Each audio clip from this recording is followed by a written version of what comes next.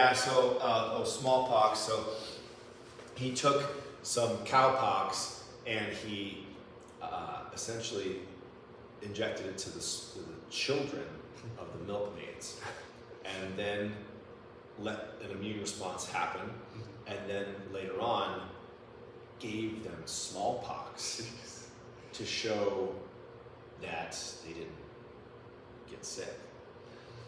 Pretty and confident to do in that it. multiple times to scientifically validate it, you know. Using children as experimental tests. It was like, It's crazy. yikes, man, you know, but Isn't that that was, what's that? Isn't that where like the name vaccine came from? It's like Yeah. Cows. Yeah, Oh, so vaca. vaca is cow, and it's the vaccinia virus. So vaccine comes from vaccinia virus. All right. So mechanism, right? If we were going to synthesize this in a lab, we could use DCC as a facilitator. Essentially, it's going to work as in place of an enzyme. Okay. In our bodies, the way we synthesize peptides is through an enzyme called peptidyltransferase. Okay. But to walk us through here, we have our carboxylic acid, and we're going to deprotonate the hydroxyl group, and we do that with this DCC, right? It's going to be the base that's going to accept that. All right, so we have a proton transfer, and then we have this, essentially this nitrile that comes on, forms a bond with that oxygen. All right? And then through a nucleophilic attack, we can take some molecule that has our amine group, right, and stitch it on in place of this. We lose our carbonyl carbon, and we get this structure. And you can kind of see what's going to happen here, okay? We're going to get proton transfers. We're going to make a good leaving group here, and then we end up with our oxygen getting that double bond again, and now that's going to come into place here and stitch on there. Okay. And so peptide synthesis is an industry right now. All right? Talking about different pharmaceuticals, talking about this L-theanine.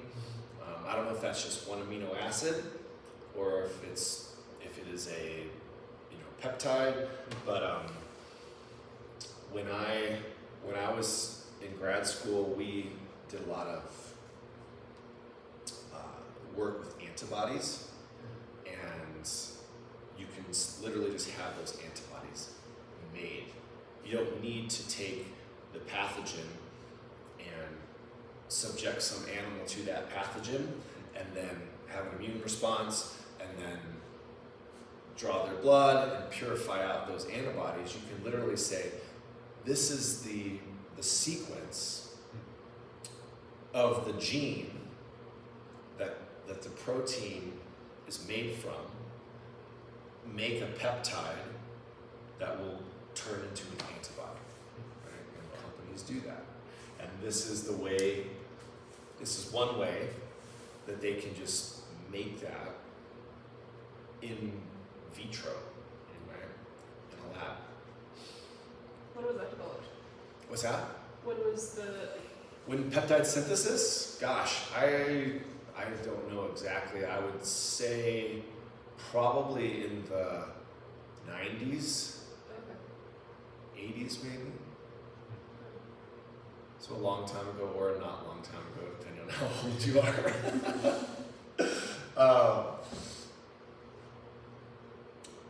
When I was in it, that was late 2000s to mid 2010s, right? And by then it was fully ramped up.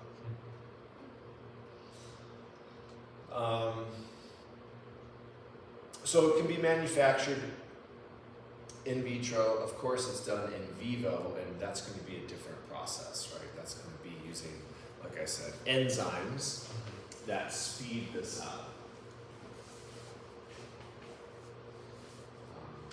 And those enzymes are going to be present on the ribosome.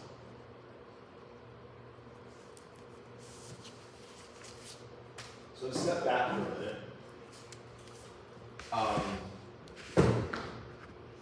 Not thinking about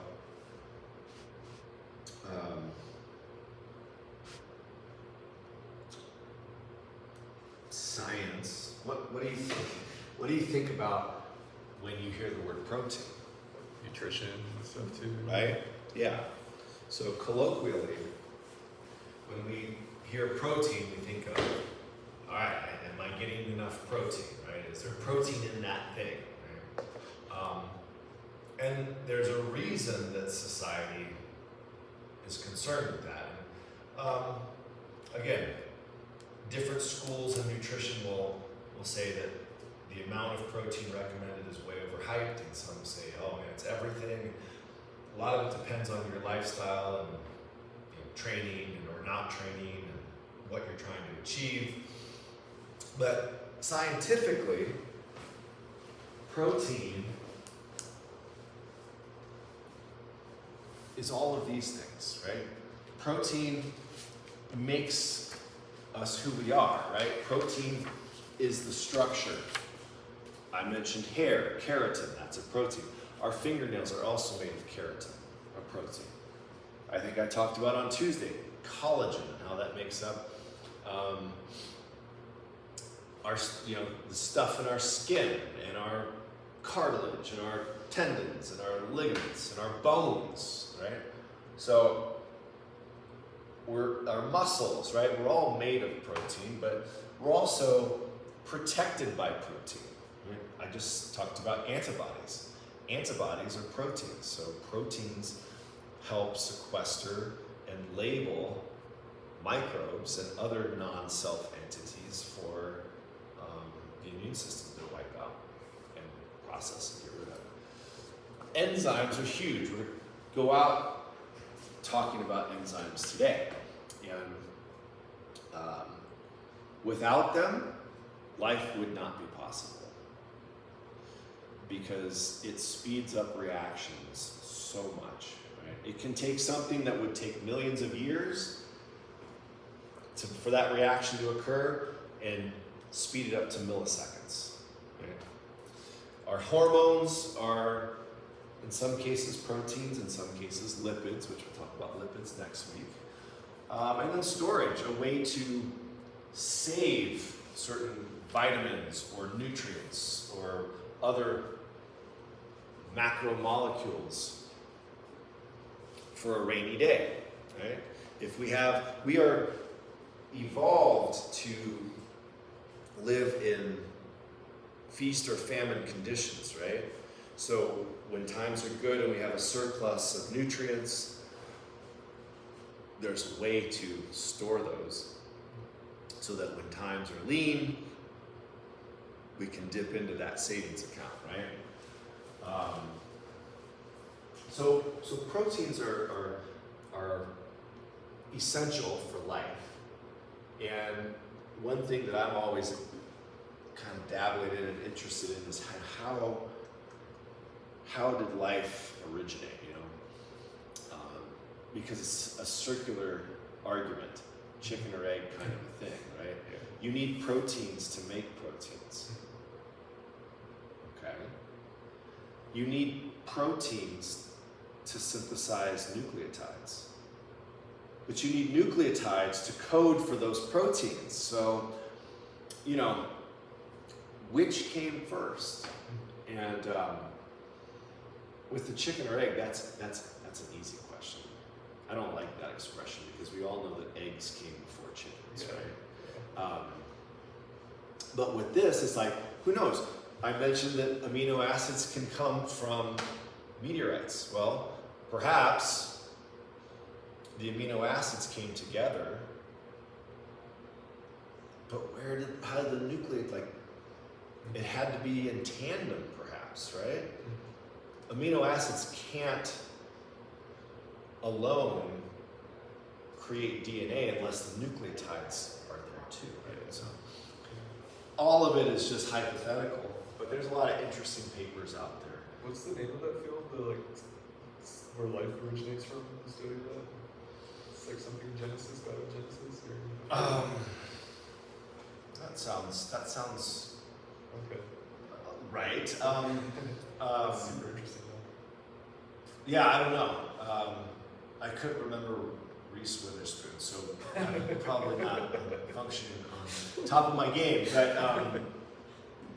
But you know, the origins of biomolecules is a really interesting area of chemistry or biochemistry really. It always was thought that it started in the primordial soup of the oceans, but there's this paradox because thermodynamics tends to not be favored in a watery aqueous environment. So the thermodynamics necessary to bring molecules that were precursors of life together may not have been possible in an ocean. So now they're thinking that it would actually occurred in places that were cyclically wet and then dried up. So like shallow streams and riverbeds where it gets wet, that brings all of the necessary proteins and nucleotides together, and then it dries out. And then just like PCR, how we have these cycles where temperature goes up and then down and then up. Dry cycles, wet cycles, each time it happened, that was like a new round of synthesis. So, again, hard to replicate these things in a lab, but people are working on it. All right, so structure. This is essentially the protein dogma. Primary, secondary, tertiary, quaternary. Primary is just whatever the sequence is of amino acids. Okay? Not looking at their shape. It's coming right out of the ribosome as it's translating the mRNA, right? But not long after those amino acids are being stitched together, does it start to take on three-dimensional structure.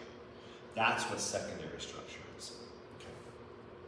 And they're either going to be what are called alpha helices, right, or spirals, or they're going to be beta sheets, or sometimes they're called beta pleats. Okay. So, we can take. I gotta talk to Scott. There's some more things in here for me to show. But if we took a rope and we just coiled it, right, that would be an alpha helix. If we took that rope, or if we took a piece of paper and just folded it, that would be more like it's a sheet here. So the protein does this and forms a sheet.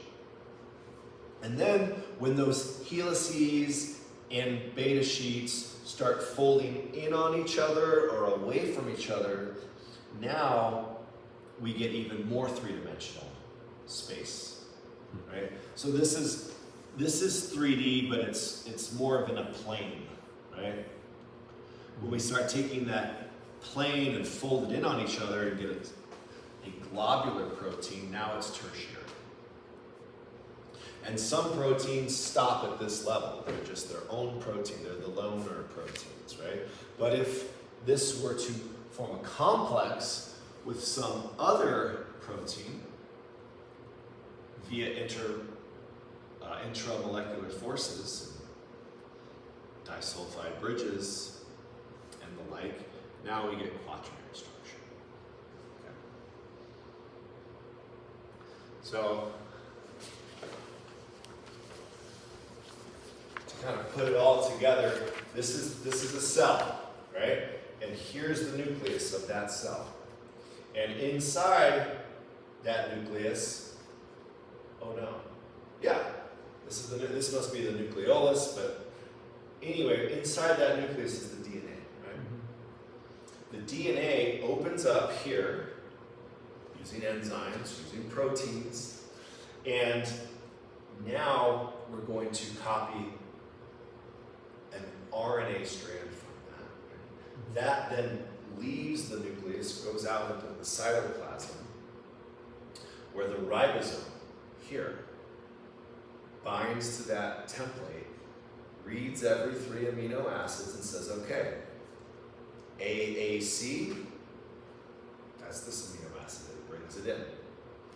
GTA, that's another one, brings it in. And so we start linking, so this is actually, the end term is here, right? It's coming out. This is going to be the newest amino acid residue, and just going to, as they keep coming in, pushes it out, right?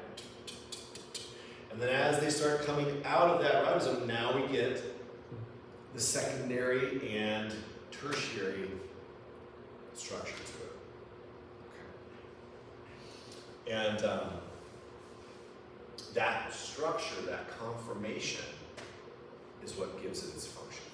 Right?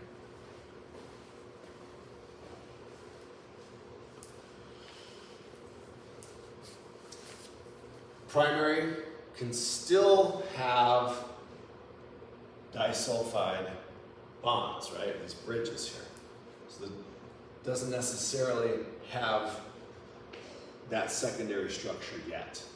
It's not until it starts coiling into a helix or folding into these alternating directional sheets that you get the secondary structure.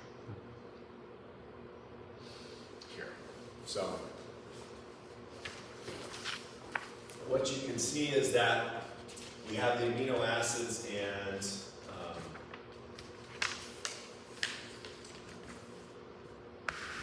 this.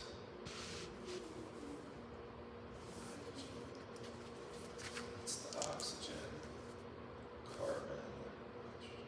Okay, so this must be the C terminal end here.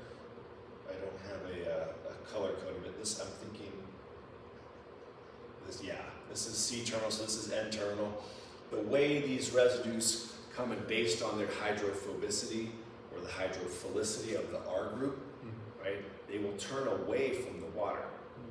Right? If you keep turning away from the water, you form that spiral. Okay. In this case, what you see is that the amino acids are alternating like this, kind of how we drew them when we did the synthesis, right? And so it's like this, and then this to me looks like 2 different peptides that are linked by, they must be linked by intermolecular forces, right? So, but because of the way that they're shaped with their R groups, they kind of have this sheet-like appearance. It goes down and up, like an accordion. Okay. Is that because of how they alternate, like up and down? Yeah, it's how they alternate and how their R groups, remember they're S, and so some of them are out, some of them are in, right? And depending on what, you know, like, depending on the sequence and those R groups, it will either influence it to be a spiral or influence it to be a beta sheet. And within the beta sheet, I think, is it next? Yeah, we can have anti-parallel or parallel structure to it. What that means is that that primary structure is going like this, anti-parallel. So it's zigzagging like this. With parallel, we have it going this way, and then there's a little bit of a loop. And so it goes this way, and then another little bit of a loop. So it's kind of like a helix. But again, if if there's a loop here, but then it's not spiraling like this, you could still have a beta sheet with a little loop coming off of it. So it gets a little bit complicated. It's maybe a little bit kind of a hybrid, but the overall shape is still going to be that sheet. It kind of like flattens out, sort of. Yeah. And then when we put these two together, right, we get this complex. Alpha helix, beta sheet.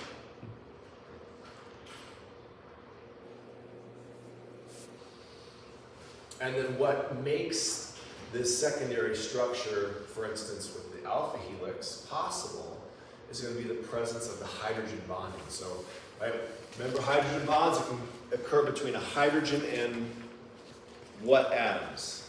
Electrophilic or no, like a, Yeah, well, electronegative, yeah, electrophilic, yeah. right?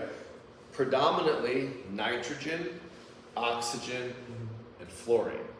Okay, because those are the ones in the upper right-hand corner of the periodic table. So, what do amino acids have? They have oxygens. They have nitrogens. And those oxygens and nitrogens have hydrogens, right? And so a hydrogen bond, just to remind you, is not an actual bond, it's an attraction, right?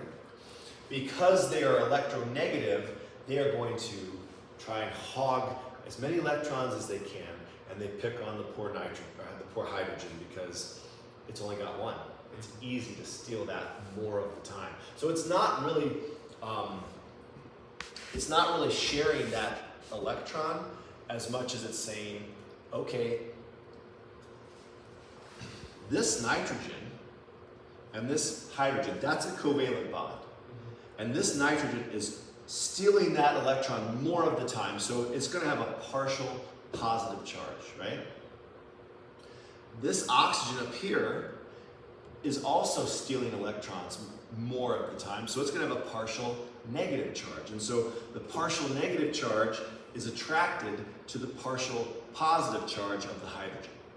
So they're not sharing electrons like a covalent bond. They are proximal to each other because they both have partial charges that are opposite. Okay. And then here are the beta sheets, right?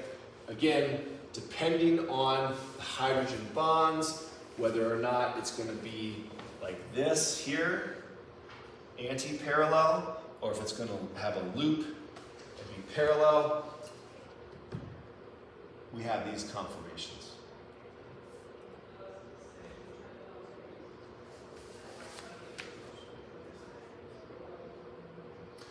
And then, depending on how long the protein is, it's going to be some kind of permutation of alpha helices and beta sheets, right? And it might alternate. Here's an alpha helix, here's a beta sheet, then you have another beta sheet, and then an alpha helix, and another alpha helix. Like, they take on these shapes until they all start folding into each other, and that's when we get into tertiary structure. But if they don't fold into each other and just stay as secondary structure, then we have what are called fibrous proteins. Okay, there are two types of proteins, fibrous and globular.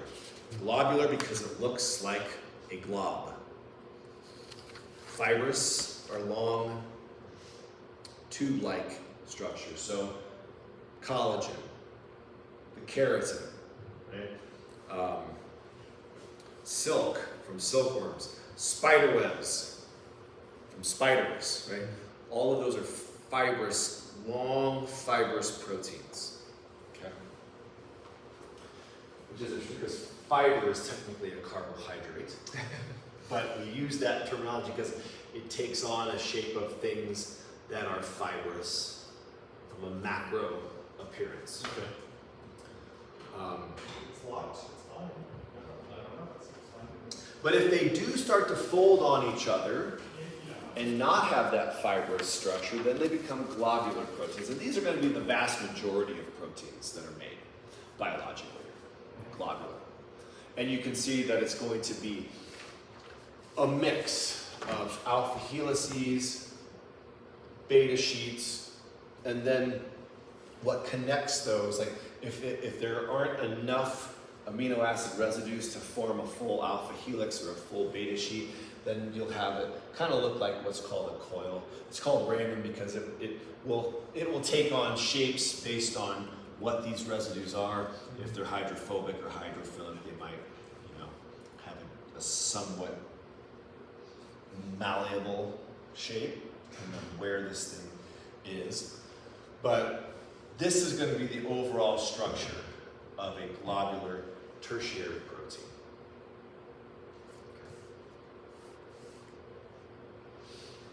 And these are the influences. So these intramolecular forces are going to be guiding how these molecules come together, right? And so ionic bonding, that's going to be based on charge, right? Hydrogen bonding, we discussed. You guys remember dispersion forces? Those are very weak intramolecular More forces. for nonpolar. But it's going to be essentially, or a London dispersion force, it's going to be a dipole moment. So Okay. at any given point in time, electrons are going to be imbalanced, going to have this imbalance where they're located at one end of the atom in a higher concentration, right? And it's instant, right? Because they're moving around like this, but every once in a while, but enough of them are on one side that it gives that side a partial negative charge. And so the other side's going to have a partial positive charge. And so if another atom is experiencing those dipole moments as well, the dipole aspect of those atoms will bring the positive and the negative together. For an instant, that's fleeting, but hydrophobic packing, that just means, I'm afraid of water, so I'm going to turn away from it, and that's going to influence the shape of the protein, right? And then the disulfide bridges. Okay. And so all of these things in conjunction influence the overall shape of the protein. And then quaternary structure, again, this is DNA polymerase, so that's going to be multiple different proteins complexed together, again, with these intramolecular forces, or intermolecular forces, I keep switching those around. These cysteine residues, these hydrogen bonds, these ionic forces coming to play to keep all of these things together. And so insulin, that's going to be just 2 proteins. Hemoglobin is 4. That's what binds oxygen, right? Ion channels can be 2, could be 8, depends on what the channel is doing, how big. Like certain channels let in different things. Like if you're just a sodium ion channel, you don't have to be very big, right? But if you're a big pore that's letting in macronutrients, then you might have more subunits. And then RNA and DNA polymerase are big. Okay, any questions on that? It's just crazy how like simple molecules can come together and get so complicated. Yeah. Yeah. That's so much. Out of 20 amino It's acids. all shape recognition, like when your immune cells, for instance, talking about that, when they're looking at the receptors on your cell to know if it's you or if it's not you, it's just looking for shapes. You don't have eyes, right? Mm-hmm. It's all based on very, very minute, discriminate alterations in shape. Wow. You tweak it just a little bit. A point mutation, right?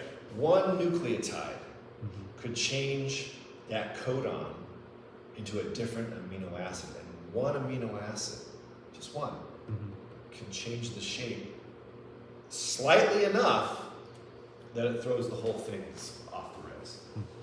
What are the blue and red Oh yeah. little things floating around there that aren't the? Yeah, they're not. Oh, those are going to be, those are those I'm guessing are the cofactors and Okay. coenzymes that come along with this. I'll talk about that in just a minute when we get to enzymes. But this is an enzyme, polymerase, right?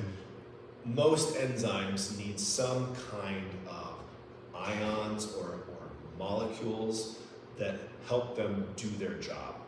They aren't enzymes themselves, but they could be things like for instance with PCR, you didn't know this because you just had this thing called master mix, but in that master mix, there's magnesium and there's cobalt. Some of those things chelate ions out so that they don't mess up with the enzymatic activity. And so that's my guess. These look like it's moving, but they look like a molecule. Like if you look over here, it comes back around. Oh, there's a blue dot there. That's probably right. Those things. And yeah.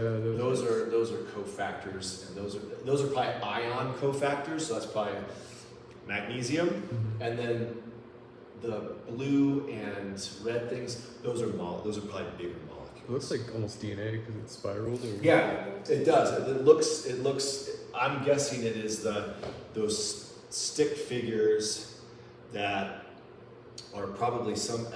It could be DNA. And it's moving around, but it could be the piece of DNA that it is reading. Yeah. Mm-hmm. So that could be a single strand of DNA template. Wait, aren't vitamins cofactors? Vitamins are cofactors, are an example of a cofactor, Okay.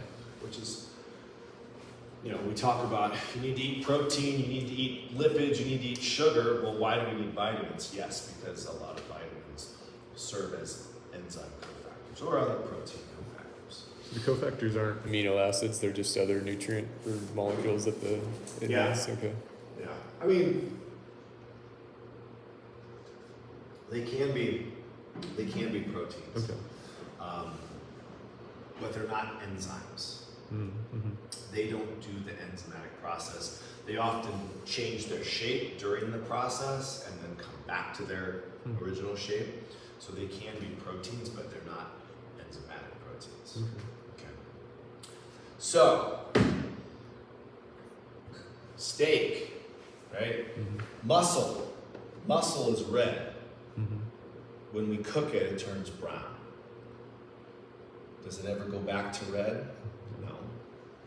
An egg white is mostly albumin, which is a plasma serum that's used to transport lipids around.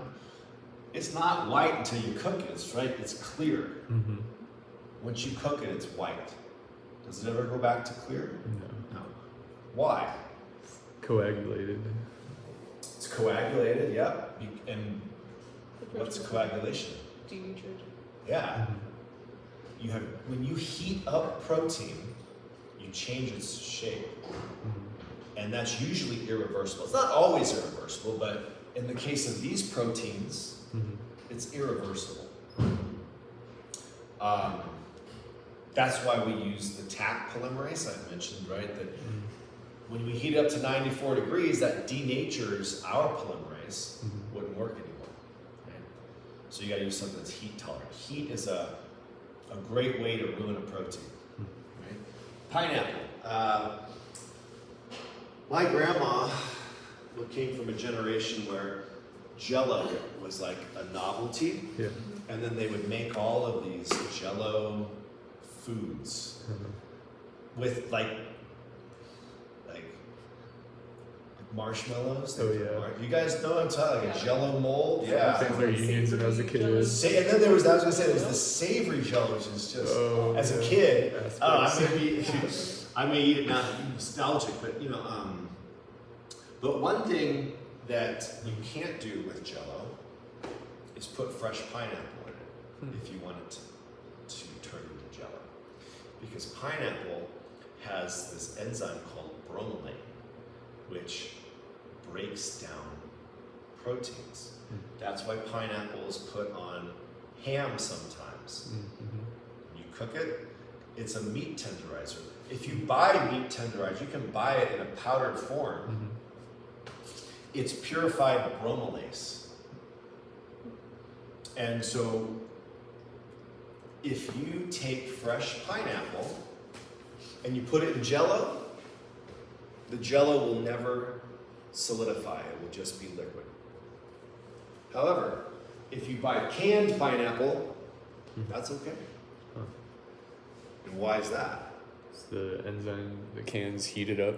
Yeah, So- because in the process of canning, you heat it up and you destroy, you denature the protein. So that's what's going on here. We're taking the tertiary structure, and that heat gets rid of all that hydrogen bonding. Right? And it usually irreversibly changes the shape, and the shape is where it's at. That is the function. Now there are other protein denaturization steps that are far more consequential than your Jell-O not taking form, and that is a lot of neurodegenerative diseases. Okay, so with Alzheimer's in particular, they don't know if this is the cause or if this is an effect of Alzheimer's, but you get the presence of tau tangles and beta plaques. And in fact, a couple of years ago, the FDA approved these Alzheimer's drugs that cleared, or at least cleared some of the tau tangles and beta plaques, but it became controversial because it gave people hope. But those tau tangles and beta plaques, they don't know yet that those are the causative agent of Alzheimer's. Right? Cause a So- correlation kind of thing. Yeah. Correlation, Yeah. yeah, but causative, not yet, right? But what happens is your neurons have these myelin sheaths around these microtubules. And microtubules polymerize and depolymerize. Those are the ways that proteins actually travel in our cells. It's the way our muscles contract and relax. But what happens is these tau molecules are a part of the microtubules that allow them to stay polymerized. It stabilizes all of these subunits so they don't fall apart. Okay? But if that tau gets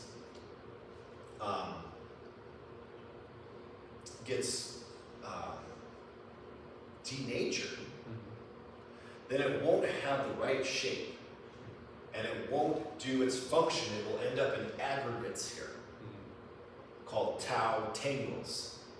Right? So the misfolded protein can no longer bind to the microtubule, so they just stick to each other and form these aggregates. And as a result, the microtubules aren't stabilized and they start to fall apart.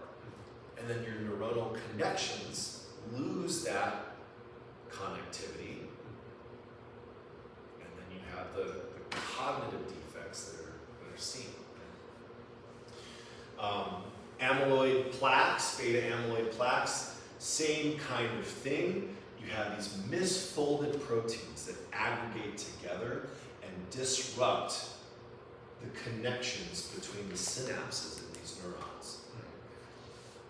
And so if you look at a brain section, whether it's an actual section or a scan, an MRI scan, you can see massive differences in activity and in overall size, right? Degeneration of the tissue. It's falling apart. Another insidious cognitive disease, prions, Yeah. right? Same kind of thing. You have a misfolded protein that enters into a neuron, and then it's the bad influence. It's like, hey, take on my shape. Yeah. You want to be like me, right? So it takes a normal protein and it denatures it into the shape of the prion. And so now the neuron no longer has that protein to do whatever function that protein was designed for, and the neurons start to die. And as the neurons start to die collectively, you end up with sections of the brain that are dead. And it's called spongiform disease, right? So man-cow disease, sheep encephalitis, sheep spongiform encephalitis. It was believed to have come from sheep initially. In humans, it's Creutzfeldt-Jakob disease. And it's really hard to eradicate. Because how do we get rid of infectious agents? A lot of times, we denature them. Okay. How do you denature something that's already denatured? You can't. Wow. Okay.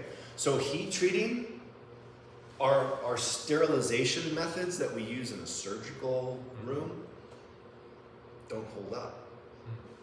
Okay. And so about 10 years ago, oh, nope, not there yet. How are we doing? Oh, we're out of time. Well, okay. Quickly, actually, let's just pick up with this on Tuesday. But recently, there is a zombie deer disease epidemic in Yellowstone, and it's believed to be due to prions.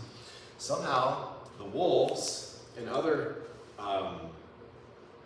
predators can sense the prions in some way. Wow. They're not sensing, they probably aren't sensing the prions, but they're sensing sickness, disease, and they have so far stayed away from those individuals, and so it hasn't jumped into wolves and cougars and things. There is an interesting thing about